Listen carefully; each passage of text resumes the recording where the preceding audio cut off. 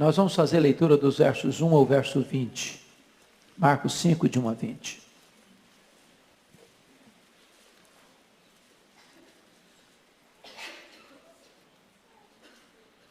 Está escrito: entre mentes, chegaram à outra margem do mar, à terra dos Gerazenos. Ao desembarcar, logo veio dos sepulcros ao seu encontro um homem possesso de espírito imundo, o qual vivia nos sepulcros, e nem mesmo com cadeias alguém podia prendê-lo. Porque tendo sido muitas vezes preso com grilhões e cadeias, as cadeias foram quebradas por ele, e os grilhões despedaçados, e ninguém podia subjugá-lo. Andava sempre, de noite e de dia, clamando por entre os sepulcros e pelos montes, ferindo-se com pedras. Quando de longe viu Jesus, correu e o adorou, exclamando em alta voz: que tenho eu contigo, Jesus, Filho do Deus Altíssimo? Conjuro-te por Deus, que não me atormentes. Porque Jesus lhe dissera: espírito imundo, sai desse homem. E perguntou-lhe: qual é o teu nome? Respondeu ele: Legião é o meu nome, porque somos muitos. E rogou-lhe encarecidamente que os não mandasse para fora do país. Ora, pastava ali pelo monte uma grande manada de porcos. E os espíritos imundos rogaram a Jesus, dizendo: manda-nos para os porcos, para que entremos neles. Jesus o permitiu. Então, saindo os espíritos imundos, entraram nos porcos. E a manada, que era cerca de 2.000, precipitou-se de despenhadeiro abaixo para dentro do mar, onde se afogaram. Os porqueiros fugiram e o anunciaram na cidade pelos campos. Então saiu o povo para ver o que sucedera. Indo ter com Jesus, viram o endemoniado, o que tivera a legião, assentado, vestido, em perfeito juízo, e temeram.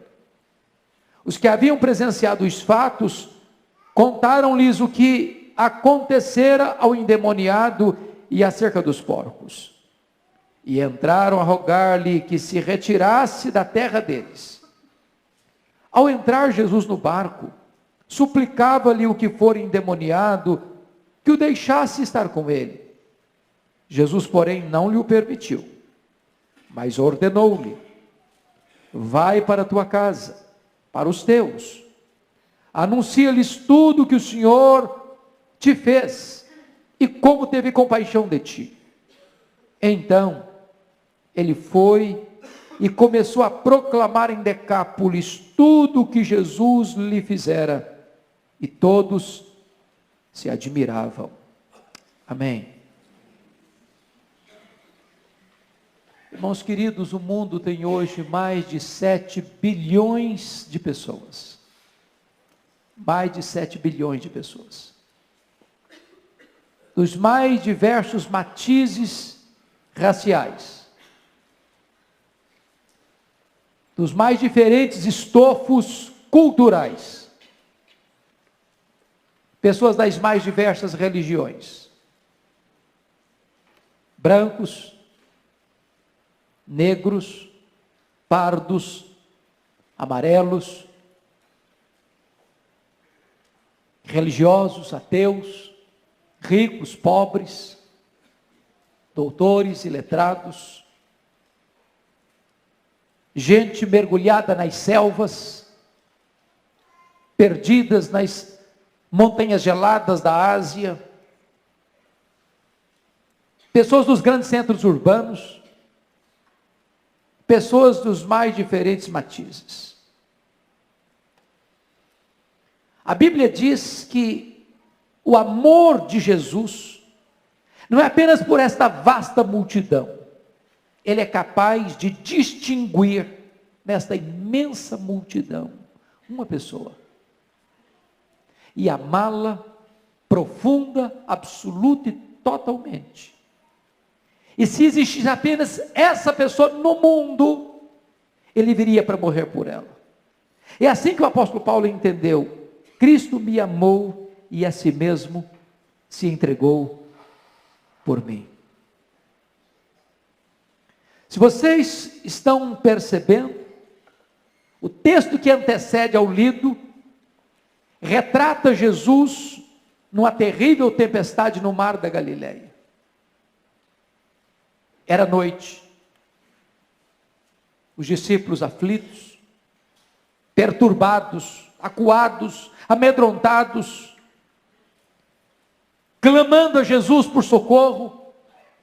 Jesus se levanta, repreende o vento, repreende o mar, faz-se grande bonança.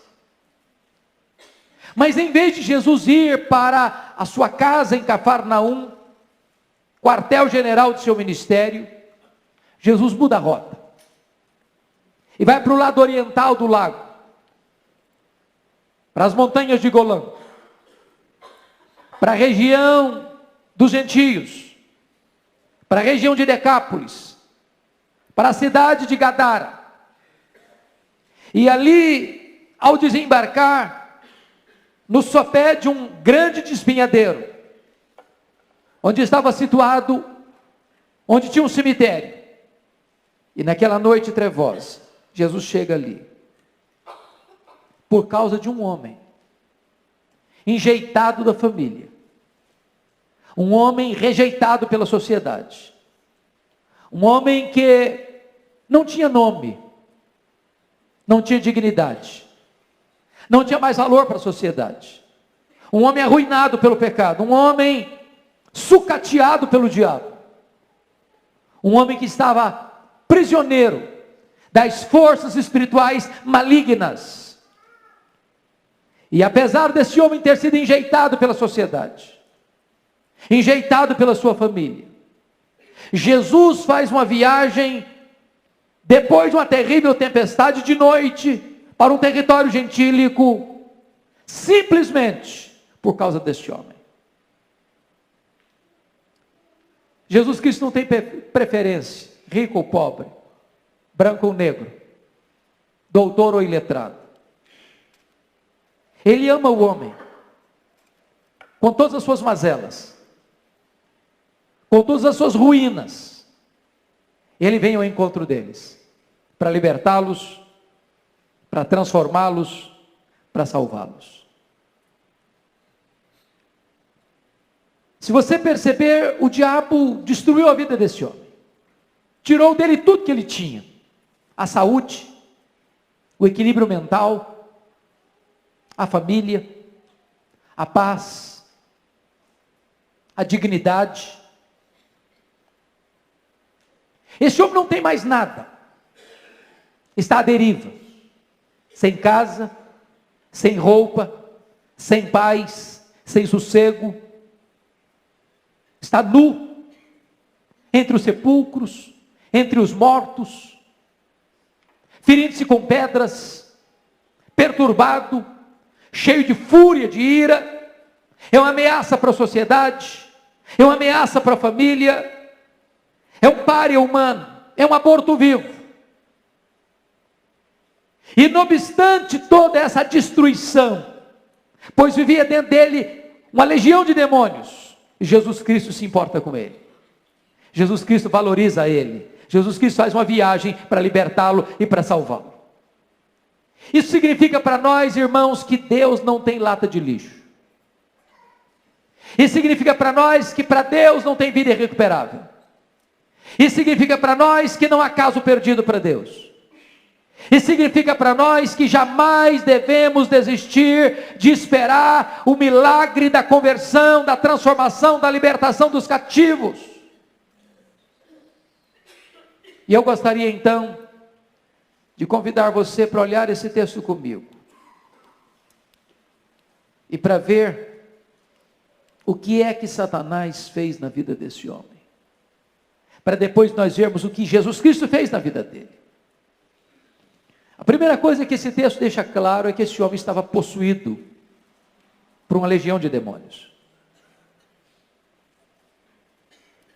É bem verdade que nem todas as pessoas que estão nas mãos de Satanás estão possessas. Mas esse estava possesso. Quando Jesus pergunta qual é o seu nome, ele não responde João, José, Simão.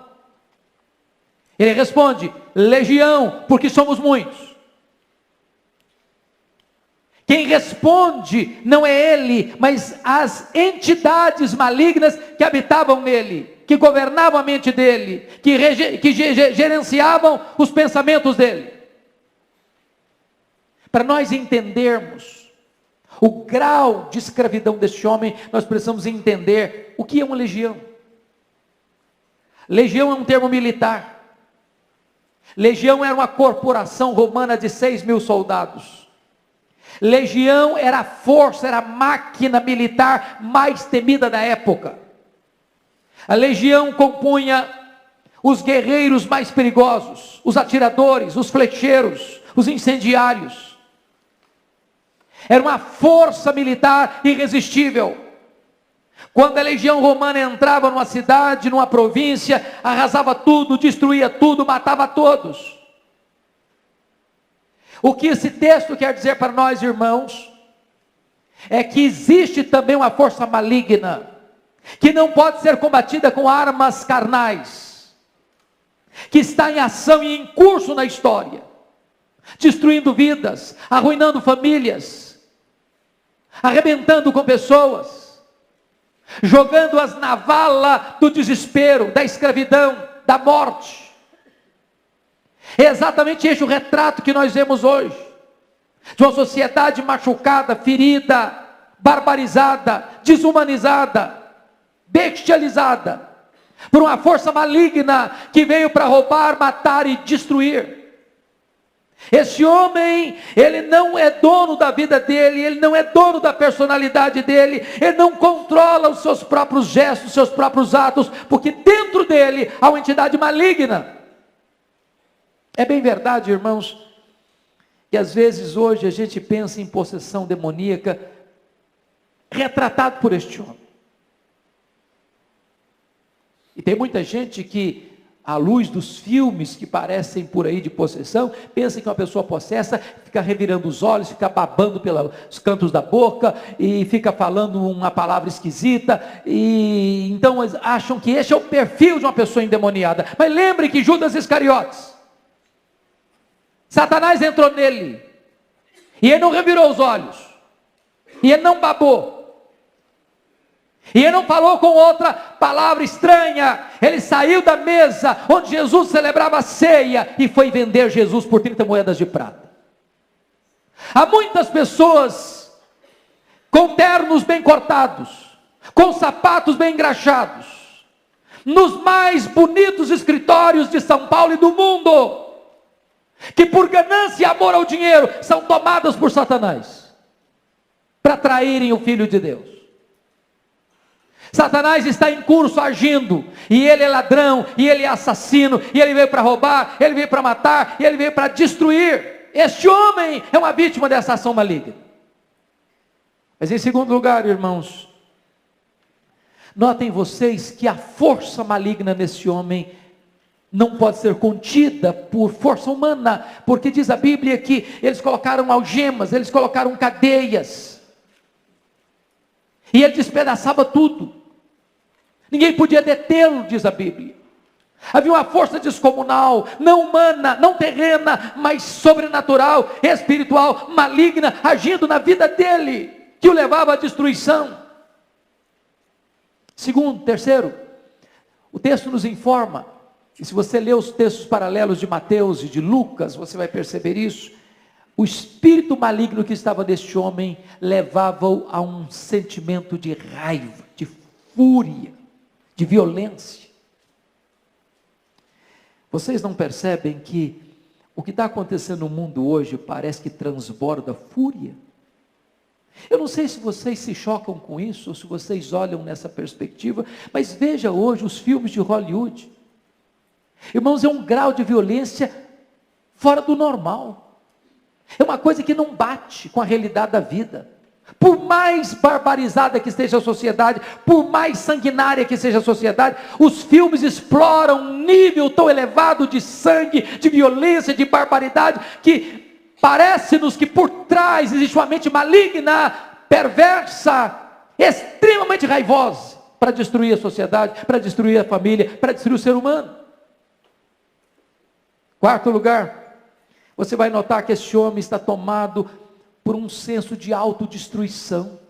Diz a Bíblia que ele se feria com pedras.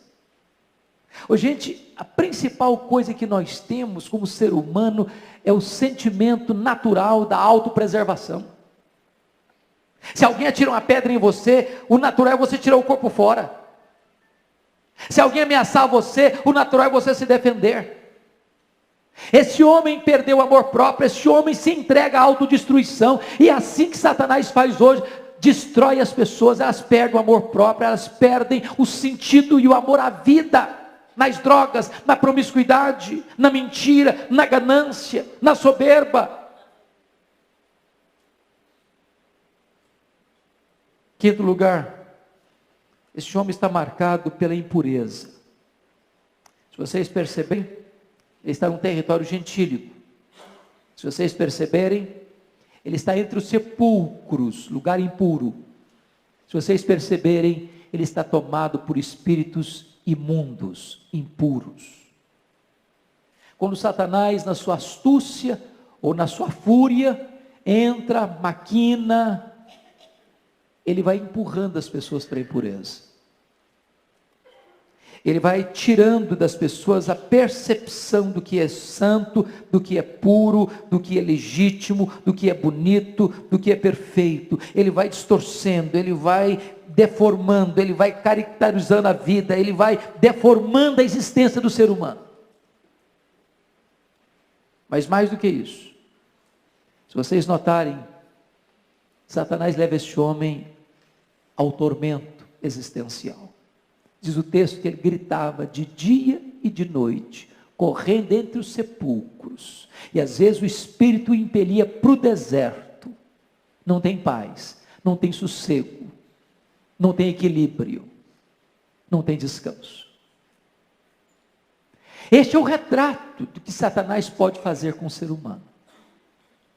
Leva a pessoa ao fundo do poço, transforma a pessoa num capacho, destrói sua vida, destrói sua dignidade, destrói sua paz, destrói sua harmonia, destrói seu casamento, destrói seu nome, destrói sua honra, destrói sua família, destrói seu corpo, destrói sua alma. Este homem está sendo este retrato.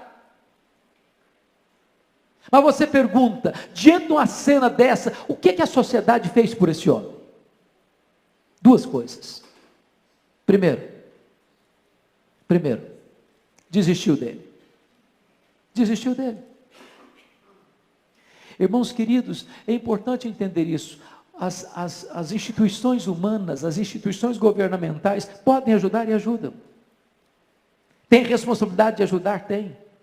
Mas há determinados momentos em que ela não pode mais ajudar. Porque agora é uma assistência espiritual que forças humanas terrenas não podem agir eficazmente.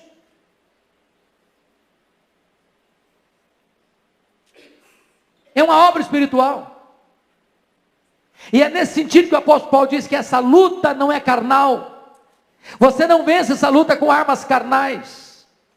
Tem que ser com armas espirituais, poderosas em Deus, para destruir fortalezas e anular sofismas.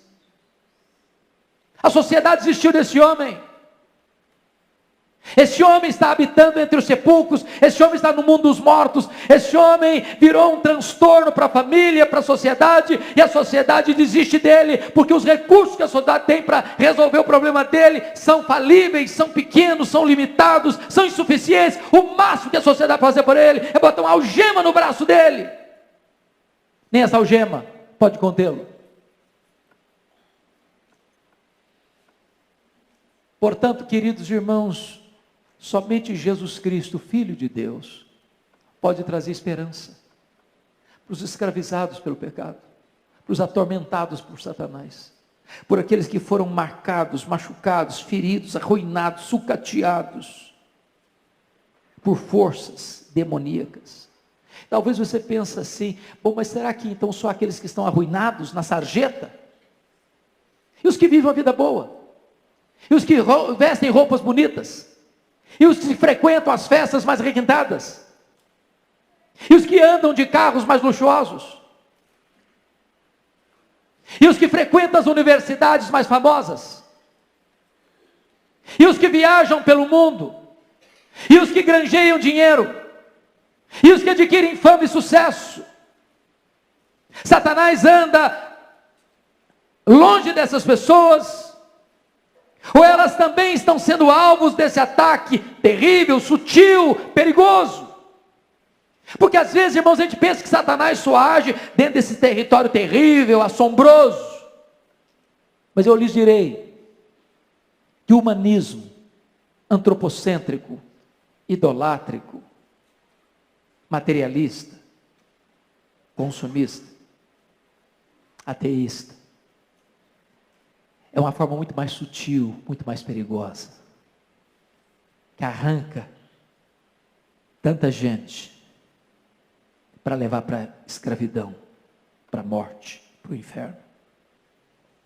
Foi por isso que Jesus Cristo disse para Pedro, quando Pedro queria desviá-lo da cruz: arreda Satanás. O que Jesus Cristo fez por esse homem? A primeira coisa que eu encontro nesse texto, irmãos, é que Jesus libertou esse homem. É que Jesus quebrou as correntes. É que Jesus rompeu os grilhões. É que Jesus abriu os portões de ferro. É que aquele homem que não sabia o que era liberdade, o que era equilíbrio, o que era paz, o que era sossego para a sua alma, o que era perdão para os seus pecados, o que era alegria de viver, Jesus Cristo fez por ele. Eu não conheço a sua história, eu não conheço a sua vida, eu não conheço os detalhes da sua existência, mas eu quero dizer para você nesta noite, em nome de Jesus, que Jesus de Nazaré está aqui nesta casa, está aqui neste templo, e Ele é poderoso para perdoar, para libertar, para transformar, para trazer paz para a sua alma, para trazer equilíbrio para o seu coração, para trazer vida para a sua vida. A segunda coisa que Jesus Cristo fez para esse homem, irmãos, foi devolver a ele a dignidade da vida. Devolver dignidade da vida. A primeira coisa que você vai notar é que esse homem está assentado agora aos pés do Senhor Jesus. Esse homem não tinha paz, ele não tinha sossego, ele não sentava, ele não dormia, ele não descansava. A alma dele era uma tempestade, o coração dele era uma tormenta. Os vendavais que sopravam furiosamente na vida desse homem eram piores do que os vendavais que Jesus acalmou no mar da Galileia. E agora, quando Jesus o liberta, esse homem está em paz, sereno, assentado aos pés do Senhor Jesus. Talvez você não tenha tido descanso para o seu coração. Tudo que você faz não faz sentido. Tudo que você ganha não preenche o vazio do seu coração. Você vai para aqui, você corre para lá. Mas a sua alma está inquieta, desassossegada. Eu quero dizer para você que Jesus pode acalmar o seu coração. Ele pode aquietar a sua alma. Ele pode serenar o seu coração. E você pode conhecer a bênção de assentar aos pés de Jesus, para ouvir a sua doce voz, para aprender com Ele, que é manso e humilde de coração. Ele pode dar significado à sua vida, Ele pode dar paz à sua alma, Ele pode dar equilíbrio para o seu viver. A terceira coisa que o texto nos informa é que este homem, notem isso, ele está vestido. É curioso isso. Já perceberam como Satanás quer deixar as pessoas nuas? Expô-las?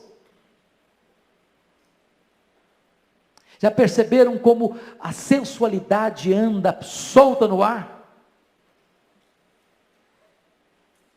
Já perceberam como esse sentimento de atrair as pessoas pela sensualidade é tão forte na nossa cultura?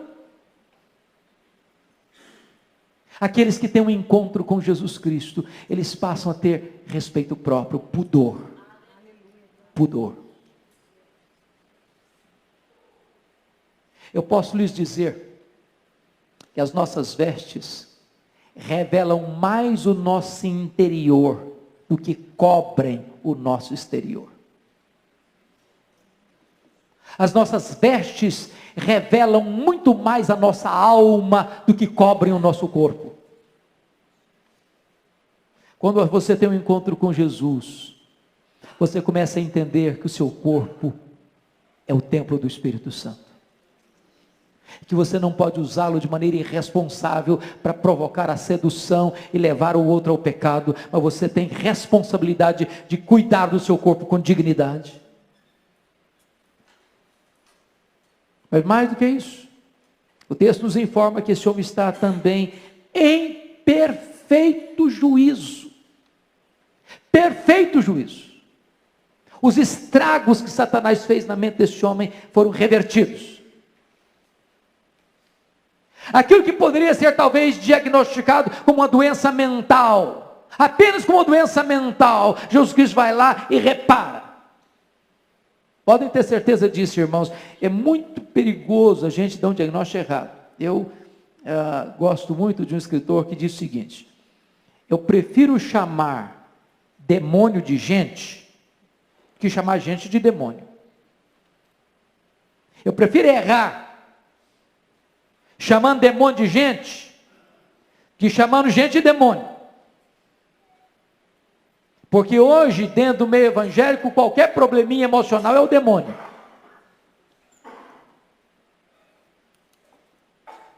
Eu nunca me esqueço, um dia em Vitória, eu estava numa reunião de oração, e chega um rapaz, com aspecto perturbado,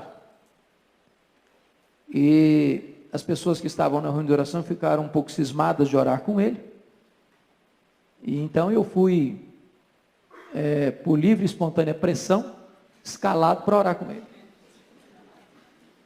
E obviamente eu orei de olho aberto. É claro. Se você um dia tiver que lidar com esse tipo de situação, ore de olho aberto. Mas comecei a perceber que aquele moço, enquanto orava, ele repetia como um mantra uma frase: sai, sai, sai, sai. Dando a impressão que ele estava expulsando alguma entidade maligna dele mesmo. Percebi imediatamente que aquele moço não tinha nada de demônio.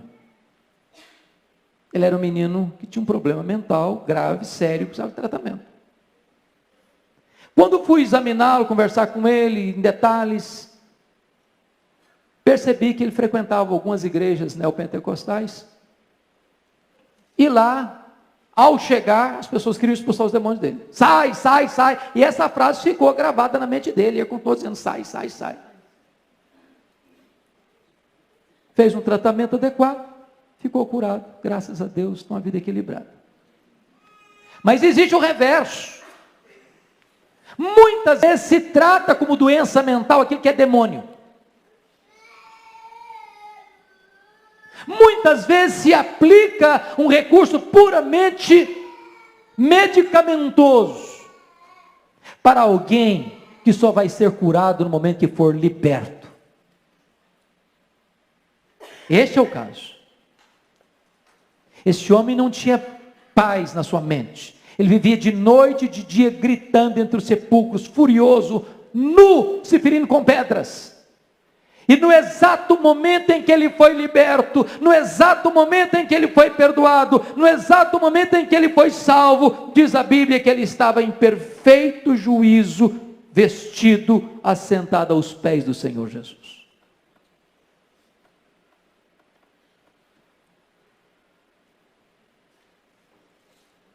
O que Jesus Cristo fez por esse homem?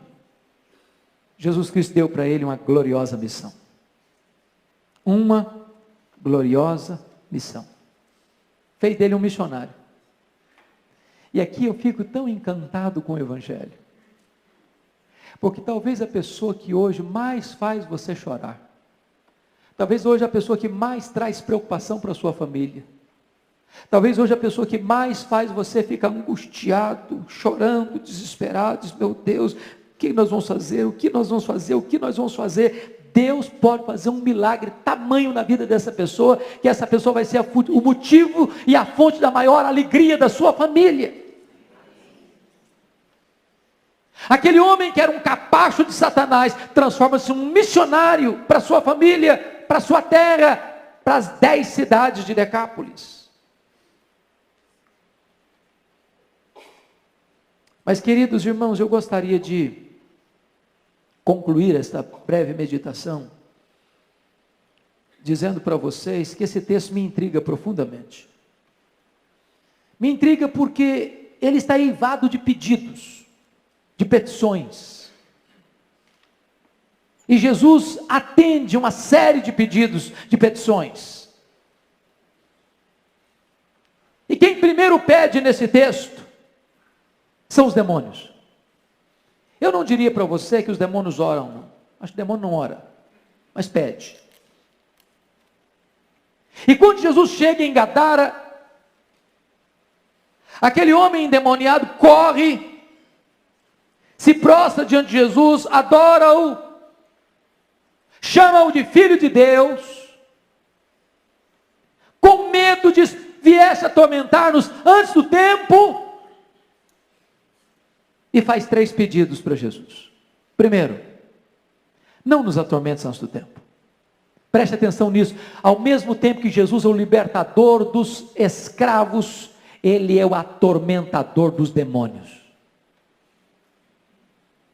Segundo pedido, não nos mandes para fora do país. Terceiro pedido, manda-nos para essa manada de porcos. Tinham 2.000 porcos pastando na região.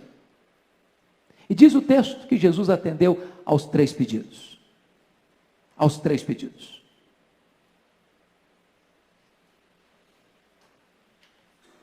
Talvez você pergunte, mas por que Jesus atendeu os 3 pedidos? Dos demônios? Primeiro, irmãos, Jesus atendeu esse pedido para mostrar para todo mundo, para você e para mim ainda hoje, que os demônios não são um mito, não são uma lenda.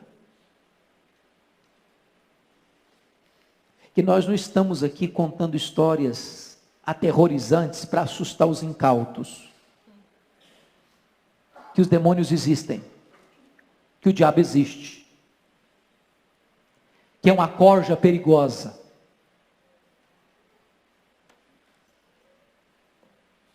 que são espíritos malignos, que atormentam, que escravizam, que roubam, que matam, que mentem, que perturbam. Que a nossa luta não é contra sangue e carne, mas contra esses principados e potestades, contra esses dominadores deste mundo tenebroso, contra essas forças espirituais do mal nas regiões celestes. Nós precisamos entender isso. Segundo, Jesus permitiu, para desmascarar de uma vez por todas os valores distorcidos e invertidos de uma sociedade materialista que dá mais valor a porcos do que a gente. Porque diz o texto que os gadarenos vieram e expulsaram Jesus da terra deles, porque amavam mais os porcos do que gente. Aliás, os gadarenos não se importaram com aquele homem enquanto escravo de Satanás, e eles não importaram-se com aquele homem depois de curado e liberto por Jesus. Expulsaram Jesus da terra deles. Terceiro, Jesus permitiu, para ficar claro, evidente para todos, que quem tem poder e quem tem autoridade é Ele, Jesus Cristo. Os demônios ficam se Ele permitir, os demônios saem se Ele mandar. É importante entender isso, queridos irmãos. Nós estamos diante daquele que veio para desfazer as obras do diabo. Nós estamos diante daquele que já foi lá e amarrou o valente, e arrancou a armadura do valente, e saqueou a casa do valente. Você e eu, estando aqui nesta noite, somos prova disso, porque todos nós outrora estávamos na potestade de Satanás, no império das trevas, na casa do valente, e houve um dia em que Jesus Cristo foi lá e nos arrancou com uma mão forte e poderosa. E hoje você e eu somos agentes desta gloriosa mensagem, a mensagem do Evangelho, a mensagem que liberta o cativo, a mensagem que perdoa o pecador, a mensagem que salva e que transforma vidas. É curioso que Jesus atende os 3 pedidos dos demônios, para deixar isso claro. Mas em segundo lugar, Jesus atende o pedido dos gadarenos. E o versículo 17 diz que entraram a rogar-lhe que se retirasse da terra deles. E Jesus não discute. E Jesus não protela. E Jesus não argumenta. Jesus entra no barco e vai embora. Não tem nada mais perigoso para a sua vida do que dispensar Jesus. De Jesus eu não quero agora. Eu não quero. É um grande risco. É um grande perigo. Mas o que me choca e que me deixa perplexo nesse texto, e eu termino aqui, é que também esse homem agora, depois de curado, liberto, sentado aos pés de Jesus, em perfeito juízo, vestido, perdoado, salvo, também faz um pedido para Jesus. Versículo 18, ao entrar Jesus no barco, suplicava-lhe o que for endemoniado que o deixasse estar com ele. E Jesus que acabara de atender os 3 pedidos dos demônios, e Jesus que acabara de atender o pedido dos gadarenos, não atende o pedido desse homem. Não atende. Mas responde para ele no verso 19, confira aí, Jesus porém não lhe o permitiu, mas ordenou-lhe, vai para a tua casa, para os teus. Anuncia-lhes tudo o que o Senhor te fez e como teve compaixão de ti. O que significa isso para você e para mim?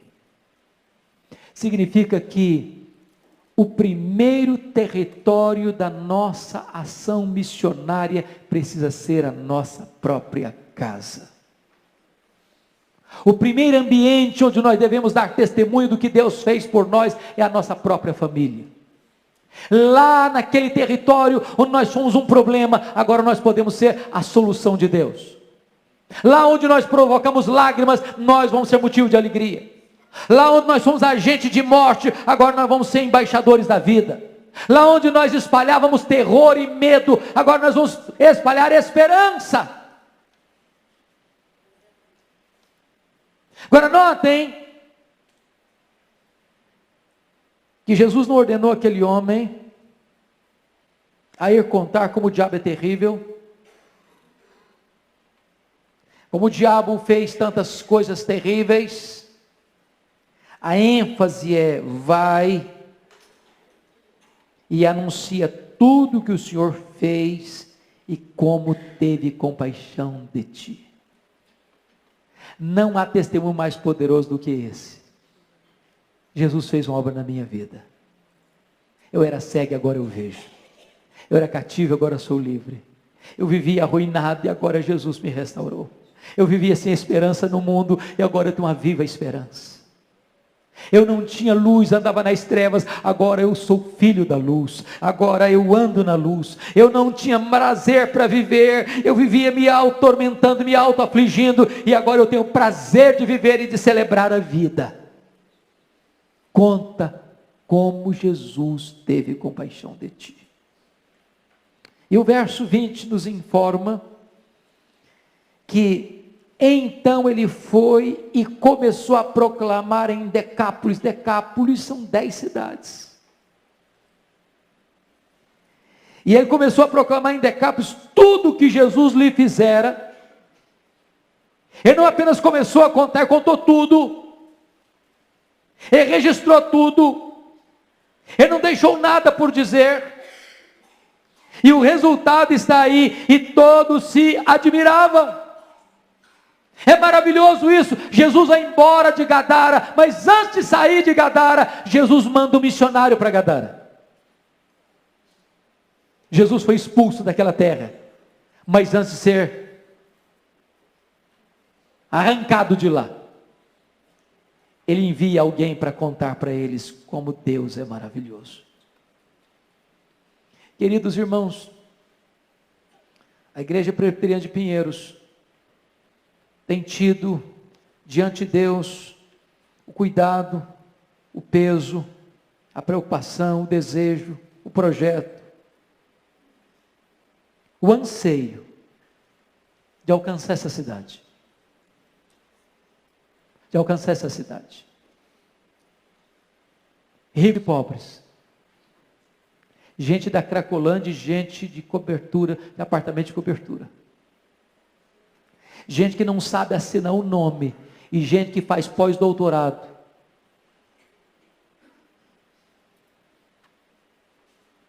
Gente que precisa de uma cesta básica. E gente que não sabe onde pôr o dinheiro. Nós precisamos alcançar todas essas pessoas. Elas estão perdidas, com dinheiro ou sem dinheiro, com diplomas universitários ou sem diplomas universitários. Não importa a roupa que elas vestem, o carro que elas andam, o apartamento e a casa que elas moram, não importa a condição social que elas têm, se elas não estão em Cristo, elas estão perdidas, elas estão arruinadas, elas estão sem esperança, e nós precisamos entender isso. E que a mesma pressa, que a mesma compaixão de Jesus, que diante de uma noite trevosa de tempestade, depois de um dia exaustivo de ensino, ele faz uma jornada solitária para um lugar solitário, num cemitério, porque um homem arruinado estava lá, precisando de graça, de libertação, de salvação, de perdão, de nova vida, e agora esse homem é um novo homem, e esse homem agora é um missionário, uma bênção para suas cidades, uma bênção para sua família.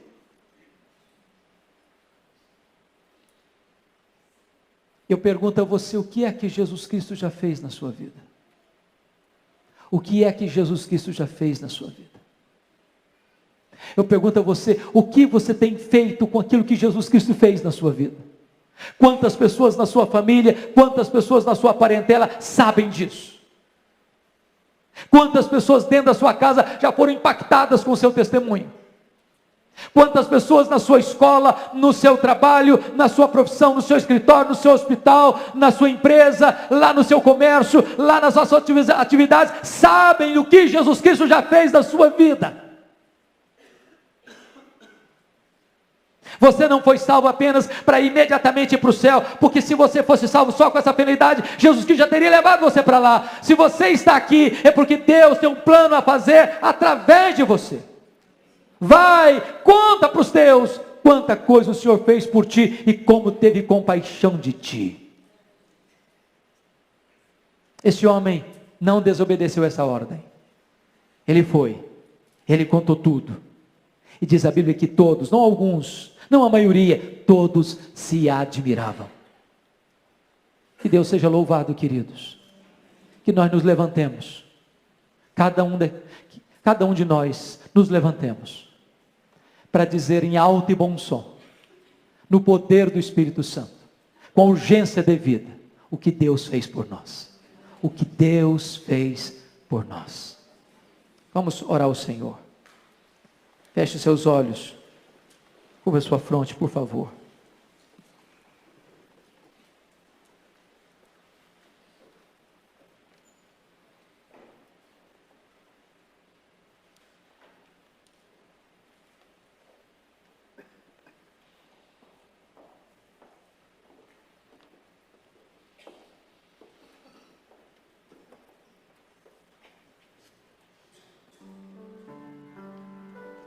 Eu sei que muitos aqui, por uma questão de personalidade ou de temperamento, têm suas limitações de falar abertamente. Talvez aqui muitos tenham ainda limitação de conhecimento. Mas nenhum de nós está dispensado de testemunhar o que Deus fez por nós. Se não soubermos falar nada, talvez possamos dizer: eu só sei de uma coisa, é que eu era cego e agora eu vejo. Eu estava perdido e agora fui encontrado. A minha vida não fazia sentido e agora faz sentido. Havia um vazio na minha alma e agora eu estou cheio do Espírito Santo. Havia uma tristeza nos meus olhos e agora a alegria do Senhor é a minha força. Eu não tinha esperança e agora eu tenho uma viva esperança. Eu tinha medo de morrer, agora eu sei que para mim o morrer é lucro. Vai para os teus, vai para a tua família, vai para a tua parentela, vai para a tua cidade, vai para a tua empresa, vai para o teu escritório, vai para a tua universidade, vai para o teu hospital, vai para a rua, conta para as pessoas tudo quanto Deus fez por você, como Jesus teve compaixão de você. Não se omita, não se acovarde, não feche sua boca, não enrole, ensarilhe as armas, não chegue diante de Jesus de mãos vazias. Ele nos salvou, Ele nos libertou, e agora Ele nos envia, Ele nos comissiona, e todos nós que ouvimos o seu chamado para a salvação, devemos receber agora e ouvir a sua convocação para a missão. Ó Deus, abençoa o teu povo, abençoa a tua igreja. Se houver alguém aqui nesta noite, Deus, que ainda precisa ser liberto, precisa ser transformado pelo poder do Evangelho, está vivendo sem paz, arruinado, perdido, confuso, alcance esse coração nesta noite, que haja salvação nesta casa nesta noite. Se há alguém aqui, meu Deus, que já foi salvo, mas ainda não é uma testemunha viva, corajosa, cheia do Espírito Santo, Senhor, reveste esta pessoa agora com o poder do alto. Dê a ela a alegria de ganhar seus familiares, seus amigos, seus colegas para Jesus. Dê-lhes a experiência de falar a tempo e a fora de tempo deste nome que é sobre todo nome, o nome que está acima dos demônios, o nome que venceu o pecado, o nome que venceu a morte, o nome que traz esperança para o homem, o nome de Jesus. Levanta a tua igreja, Senhor. Esta igreja que está espalhada nessa cidade, faz desta igreja um facho de luz nessa cidade, faz desta igreja uma agência do teu reino nesta cidade, faz desta igreja, Deus, uma igreja ganhadora de almas nessa cidade, e permita, Deus, que nós vejamos este testemunho se espalhando, e muita gente vindo a te conhecer, e a se render aos pés do Salvador. Glória ao teu nome, porque Jesus Cristo entrou na nossa história. Glória ao teu nome, porque hoje temos uma viva esperança. Bendito é o teu nome, Senhor, em nome de Jesus, amém. E aí, gostou da pregação? Já tinha refletindo no mundo espiritual dessa forma? Já parou para pensar em como o jugo maligno é terrível para o ser humano? Espero que você tenha atingido uma consciência realista em relação a isso. Amanhã nós voltamos com mais Baú IPP. Tchau! Eu li rápido, será? Eu me enganei.